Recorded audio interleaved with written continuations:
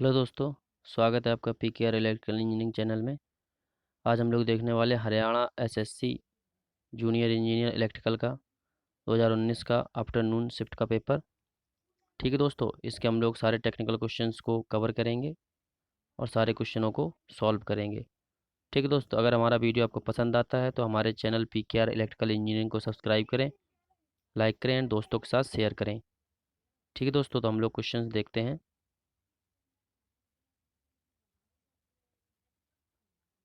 ठीक है दोस्तों, इसमें टेक्निकल क्वेश्चंस 51 से चालू है। तो हम लोग देखते हैं पहला क्वेश्चन क्या कह रहा है। पहला क्वेश्चन कह रहा है kilowatt hour is the unit of. Kilowatt hour किसकी इकाई है? तो चूंकि हम लोग जानते हैं दोस्तों, इलेक्ट्रिक करंट की इकाई होती है एम्पियर, एंड इलेक्ट्रिक चार्ज को हम लोग कूलाम होता है इसका यूनिट, एंड इलेक्ट्रिक पावर की यूनिट वाट होती है। चूंकि किलोवाट हावर हमारी होती है कि एनर्जी कितनी खर्च होती है, उसको हम लोग किलोवाट हावर में नापते हैं। तो इलेक्ट्रिक एनर्जी की जो यूनिट होगी वो होगी इलेक्ट्रिक किलोवाट हावर। तो इसका 51 नंबर का ऑप्शन हो जाएगा ऑप्शन नंबर डी। ठीक है दोस्तों, इलेक्ट्रिकल एनर्जी की यूनिट होगी किलोवाट हावर। अगला क्वेश्चन देखते हैं दोस्तों हम लोग कि अगला क्वेश्चन क्या कह रहा है। अगला क्वेश्चन कह रहा है identify the equation which represents Ohm's law. इसमें हम लोगों को देखना है कि ओम्स लॉ की इक्वेशन कौन सी है। ठीक है दोस्तों, हम लोग देखेंगे। तो चूंकि हम लोग जानते हैं ओम्स लॉ क्या होता है। ओम्स लॉ होता है कि अगर फिजिकल क्वांटिटी सेम रहे, जैसे कि ताप दाब एंड समय सब स्थिर रहे, तब जो v इस प्रोपोर्शनल होता है वो I के होता है। ये हमारा ओम्स लॉ होता है। एंड इसको हम लोग जब प्रोपोर्शनलिटी हटाते हैं तो v बराबर आई आर हो जाता है, चूँकि r जहाँ पे एक नियतांक होता है। एंड इसको हम लोग रेजिस्टेंस बोलते हैं, एंड इसका मात्रक ओम होता है। तो जो ओम के नियम को दर्शाता है समीकरण, वो होता है v बराबर आई आर। तो इसका ऑप्शन हो जाएगा ऑप्शन नंबर ए, v बराबर आई आर। ठीक है दोस्तों, अगला क्वेश्चन देखते हैं। अगला क्वेश्चन क्या कह रहा है। अगला क्वेश्चन क्या कह रहा है कि विच amongst the following is not a good conductor of electricity. मतलब निम्न में से कौन सा बिजली का अच्छा चालक नहीं है। तो चूंकि हम लोग जानते हैं एल्यूमिनियम एल्यूमिनियम हमारा अच्छा कंडक्टर है, यूज किया जाता है। कॉपर कॉपर भी यूज किया जाता है, एंड स्टील, ये तीनों धातुएं भी हैं तो यूज भी की जाती हैं। एंड डायमंड जो है वो हम लोगों का गुड कंडक्टर नहीं है इलेक्ट्रिसिटी के लिए। तो इसका ऑप्शन हो जाएगा ऑप्शन नंबर बी। ठीक है दोस्तों, अगला क्वेश्चन देखते हैं। अगला क्वेश्चन क्या कह रहा है।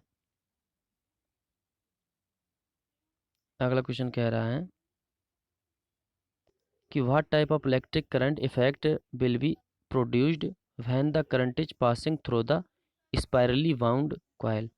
स्पाइरली वाइंड मतलब कैसे, जैसे कि एक प्रकार से मान लिया ये कोई धातु का टुकड़ा है। स्पाइरली बाउंड मतलब मान लिया इसमें कोई एक रेजिस्टेंस लगा है, एंड यहाँ पे एक वोल्टेज सोर्स लगा के इसको इस तरह से स्पाइरल करके मान लिया यहाँ से कोई करंट फ्लो हो रही है आई। तो इस प्रकार जब इसमें करंट जाती है तो ये स्पाइरली बाउंड होता है। तो इसमें किस जब ये स्पाइरली बाउंड होता है तो इसमें किस प्रकार का इफेक्ट उत्पन्न होता है, ये पूछ रहा है वो किस प्रकार का इफेक्ट। तो चूंकि जब स्पाइरली बाउंड होता है तो इससे जो होता है वो एक प्रकार का मैग्नेटिकली मतलब चुंबकीय प्रभाव जो होता है, एक चुंबकीय प्रभाव उत्पन्न होता है। जब इस पर करंट फ्लो होती है तो इस पर एक चुंबकीय प्रभाव उत्पन्न होता है। ठीक है दोस्तों, तो इसका ऑप्शन क्या हो जाएगा ऑप्शन नंबर ए। तो इस पर जब करंट जाती है तो टर्न अराउंड होता है, तो इस पर एक मैग्नेटिक इफेक्ट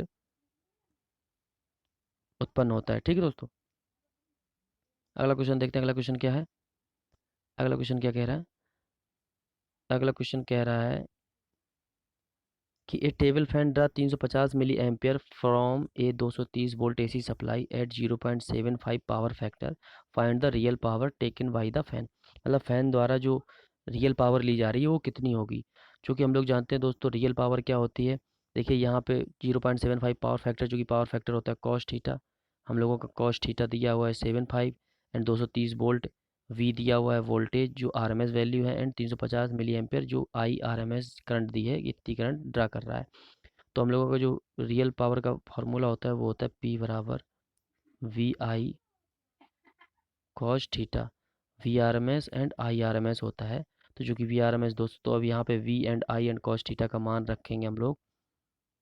तो P बराबर हम लोग V का मान रखेंगे 230 वोल्ट एंड I का मान हम रखेंगे 350 मिली एम्पियर है, तो इसको एम्पियर में बदलेंगे 10⁻³ से गुणा करके एंड इंटू कॉस थीटा का मान दिया 0.75। तो इसको हम लोग सारे को जब प्रोडक्ट करेंगे तो हम लोगों का P बराबर आ जाएगा 60.375, पूरा पूरा इतना ही वाट आएगा।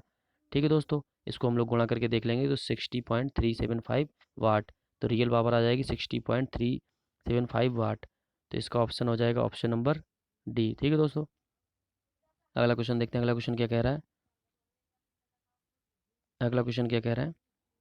अगला क्वेश्चन बोल रहा है which law states that in any electric network the sum of the incoming current at each junction is equal to the sum of outgoing current. मतलब किसी जंक्शन पर मिलने वाली सारी करंटों का योग बराबर जाने वाली सारी करंटों का योग, ये कौन सा नियम कहता है, ये पूछ रहा है, कौन सा सिद्धांत इसका वर्णन करता है। तो चूंकि हम लोग KVL, चूंकि किरचॉफ ने दो नियम दिए थे, किरचॉफ ने दो नियम दिए थे, एक था KCL एंड एक था KVL। तो जो KCL है वो फर्स्ट नियम था एंड ये KVL है वो सेकंड नियम था। ये फर्स्ट नियम था। चूंकि KCL जो होता है, मैंने अपने एक वीडियो में KCL एंड KVL के बारे में बताया है, आप लोग देखना चाहें तो उसको देख सकते हैं। तो KCL एंड KVL, तो KCL जो होता है वो हमारा एट द जंक्शन पे वर्क करता है, जहाँ पे जंक्शन होगा तो वो जंक्शन पे वर्क करता है, एंड KVL जो होता है वो क्लोज कंडक्टिंग पाथ पे वर्क करता है। तो KCL क्या कहता है कि किसी भी जंक्शन पर आने वाली करंट बराबर जाने वाली करंट, आने वाली करंटों का बीजगणितीय योग बराबर जाने वाली करंटों का बीजगणितीय योग बराबर होता है। एंड KVL कहता है कि किसी भी क्लोज कंडक्टिंग पाथ में जितने सारे EMF एक्टिंग हैं, जितने भी सारे वोल्टेज ड्रॉप हैं, उन सबका बीजगणितीय योग शून्य होगा। ये KVL कहता है एंड KCL जंक्शन के लिए कहता है। तो ये फर्स्ट लॉ है, तो इसको हम लोग, इसका ऑप्शन क्या हो जाएगा? Option number D, Kirchhoff's first law, जो जंक्शन के बारे में बताता है।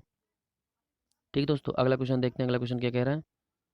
अगला क्वेश्चन क्या है? अगला क्वेश्चन बहुत ही सिंपल है। द यूनिट ऑफ रेजिस्टेंस है, चूंकि रेजिस्टेंस की यूनिट हम लोग जानते हैं क्या होती है, ओम। एम्पियर होती है हमारी करंट की, वोल्ट होती है हमारी वोल्टेज की, एंड मोह होती है हमारी कंडक्टेंस की। मतलब रेजिस्टेंस का उल्टा कंडक्टेंस होता है, तो इसलिए इसका मोह होता है। और चूंकि कंडक्टेंस की एक और इकाई होती है, ध्यान से याद रखना उसको, उसको हम लोग सीमेंस भी बोलते हैं, सीमेंस। ठीक है दोस्तों, कंडक्टेंस की इकाई मोह एंड सीमेंस, ये दोनों होता है। कभी कभी पूछ लेता है, मोह नहीं दिया रहता है तो सीमेंस पूछा जाता है। कंडक्टेंस की इकाई सीमेंस भी होते हैं। ठीक है दोस्तों, याद रखना। And the unit of resistance is ohm. ठीक, अगला क्वेश्चन देखते हैं। अगला क्वेश्चन क्या कह रहा है दोस्तों? अगला क्वेश्चन चूंकि दोस्तों ये दिया हुआ है, तो इसमें ऑप्शन में शायद कुछ गड़बड़ी है। चूंकि हम लोग देखते हैं, निकाल के देखेंगे क्या है, हम लोग अपना तरीका लगाएंगे, हम लोग सही रहेंगे तो ऑप्शन उसमें कुछ भी हो कोई मतलब नहीं है। चूंकि दिया है calculate the total resistance when three resistor are connected in parallel. तो चूंकि ये थ्री रेजिस्टेंस जो दिए हैं R1 R2 R3 तीनों पैरेलल में जुड़े हुए हैं, तो हम लोगों को इक्विवेलेंट रेजिस्टेंस निकालना है, इसका टोटल रेजिस्टेंस निकालना है। चूंकि हम लोग जानते हैं जब पैरेलल रेजिस्टेंस जुड़े हैं तो उसका आर इक्विवेलेंट क्या होता है, 1/R इक्विवेलेंट बराबर होता है हम लोगों का पैरेलल के लिए R1 plus R2 1/R3, 1/R3। सब अब इसको हम लोग और आगे सॉल्व करेंगे। तो चूंकि R1 बराबर 1/10 प्लस 1/10 प्लस 1/20, ये आर इक्विवेलेंट है। तो इसको हम लोग सॉल्व करेंगे तो कितना आ जाएगा, इसका 20 LCM आ जाएगा। तो यहाँ पे 2 + 2 + 1, तो 2 2 4 1 5, मतलब 5/20 आ जाएगा। तो इसको हम लोग 5 से 20 काटेंगे तो 1/4 आ जाएगा। तो चूंकि अब हम लोगों का आर इक्विवेलेंट आया है 1/4, तो यहाँ से हम लोगों का जो आर इक्विवेलेंट निकल के आएगा वो आ जाएगा 4। और चूंकि यहाँ पे ऑप्शन में इन्होंने सीधे डायरेक्टली जो 1/R इक्विवेलेंट दे दिया है, वो 1/R इक्विवेलेंट दे दिया 0.25 ओम। चूंकि ये गलत है, आर इक्विवेलेंट जो हम लोगों का आएगा पैरेलल में वो 4 ओम आ जाएगा। ठीक है दोस्तों, तो इसमें ऑप्शन जो दिए हैं, एक भी ऑप्शन जिसमें मैच नहीं खा रहे हैं, तो इसका आर इक्विवेलेंट 4 ओम हो जाएगा। चूंकि हम लोग सही तरीके से किए हैं तो ये ऑप्शन गलत है सारे। ठीक है दोस्तों, अगला क्वेश्चन देखते हैं हम लोग क्या है।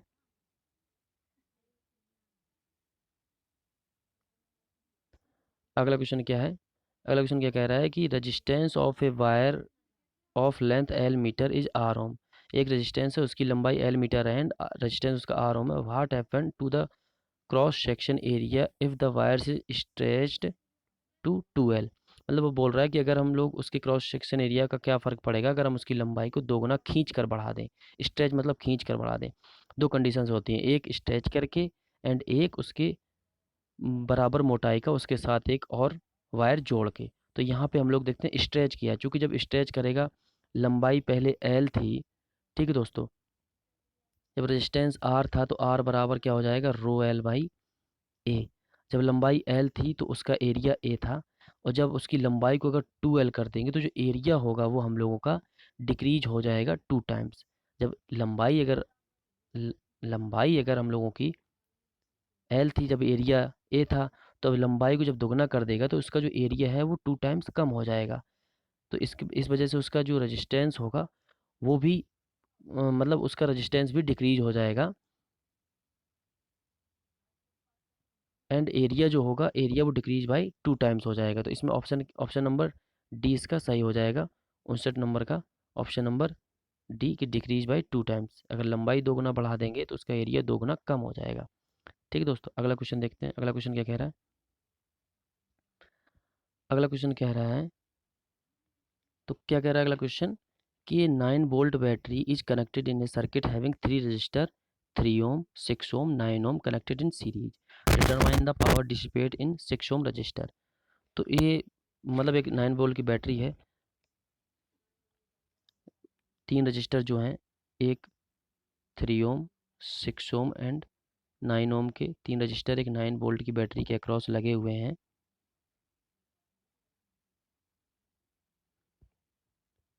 तो उनका इक्विवेलेंट रेजिस्टेंस हम लोग ने जब सीरीज में लगे हुए हैं तीनों रेजिस्टेंस, तो उनका इक्विवेलेंट रेजिस्टेंस हम लोग निकाल लेंगे।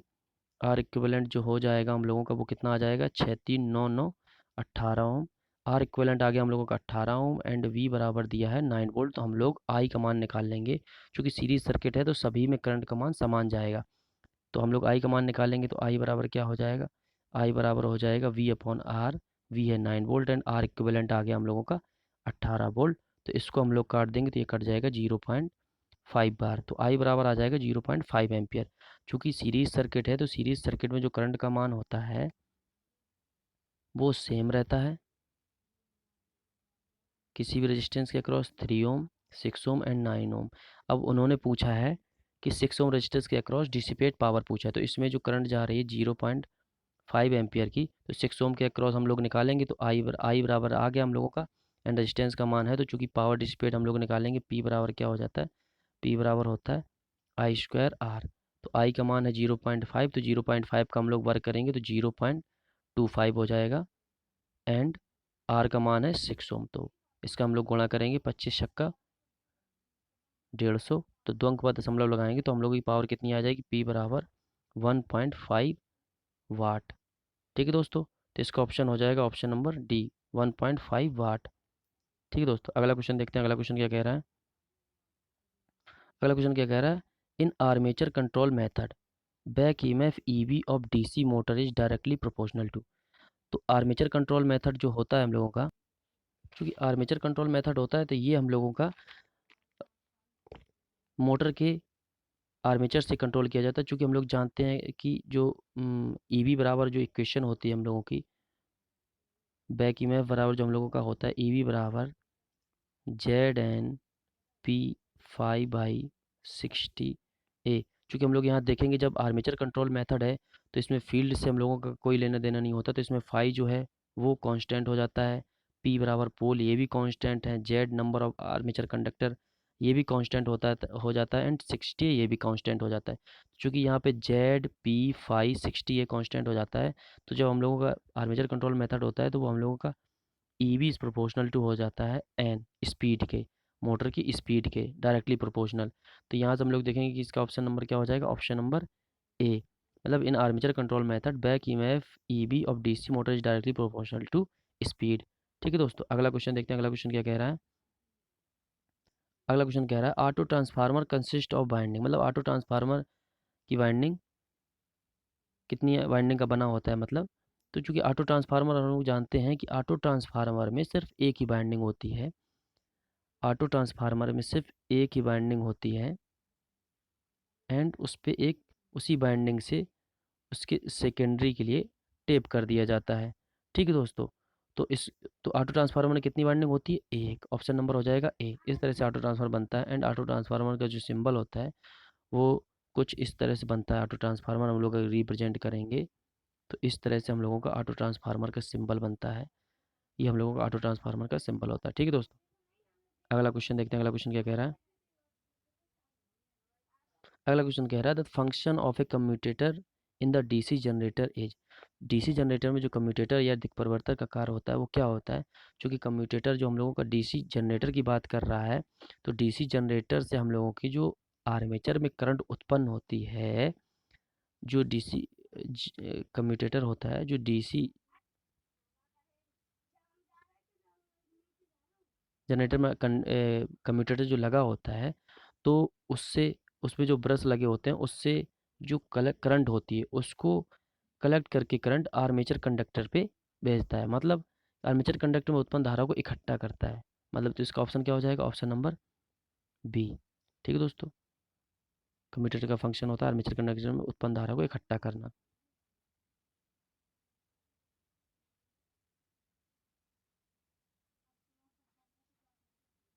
ठीक है दोस्तों। अगला क्वेश्चन देखते हैं हम लोग। अगला क्वेश्चन क्या कह रहा है? Question number 64।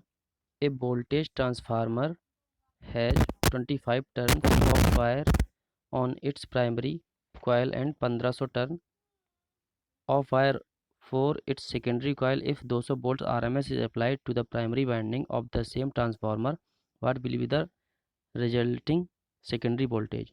चूँकि हम लोग जानते हैं यहाँ N1 एंड N2 दिया हुआ है। चूँकि हम लोग जानते हैं N1 बाई N2 बराबर V1 अपॉन V2। ये ट्रांसफार्मर रेशियो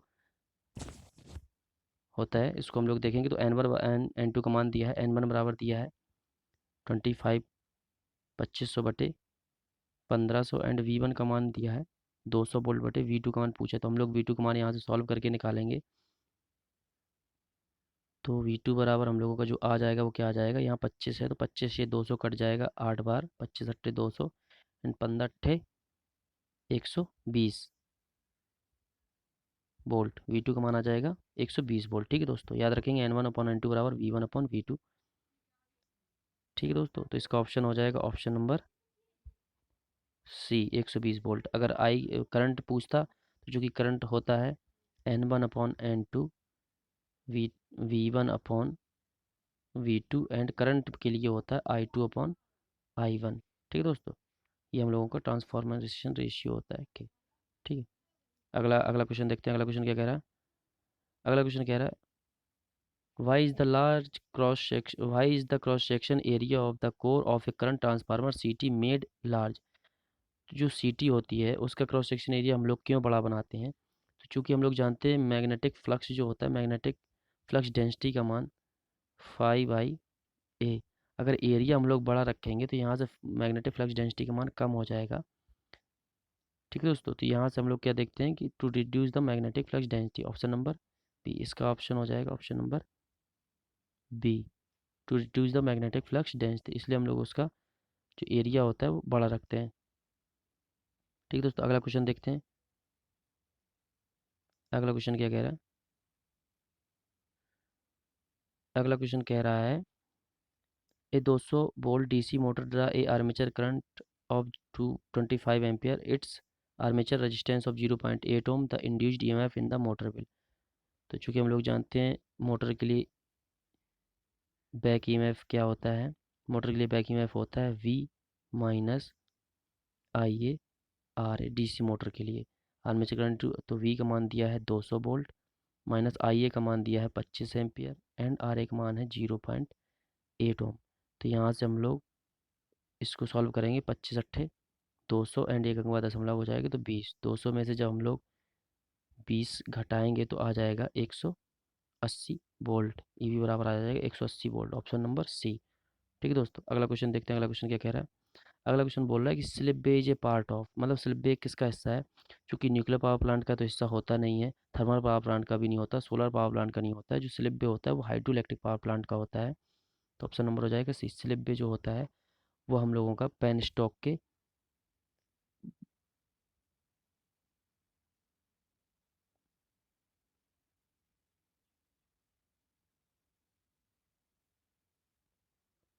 ठीक है दोस्तों। तो चूंकि अगला क्वेश्चन देखते हैं हम लोग, अगला क्वेश्चन क्या कह रहा है। अगला क्वेश्चन देखते हैं हम लोग कि which amongst the following is a liquid fuel. मतलब कौन सा एक तरल ईंधन है जो, चूंकि हम लोग जानते हैं सीएनजी गैस होती है, एलपीजी भी लिक्विड पेट्रोलियम गैस ही होती है। तो एंड कोल कोल होता है, वो ठोस ईंधन होता है। चूंकि अब बचा क्या, गैसोलीन। तो गैसोलीन जो है वो लिक्विड तरल ईंधन है। Option number C. ठीक है दोस्तों, अगला क्वेश्चन देखते हैं। अगला क्वेश्चन क्या कह रहा है। अगला क्वेश्चन क्या कह रहा है,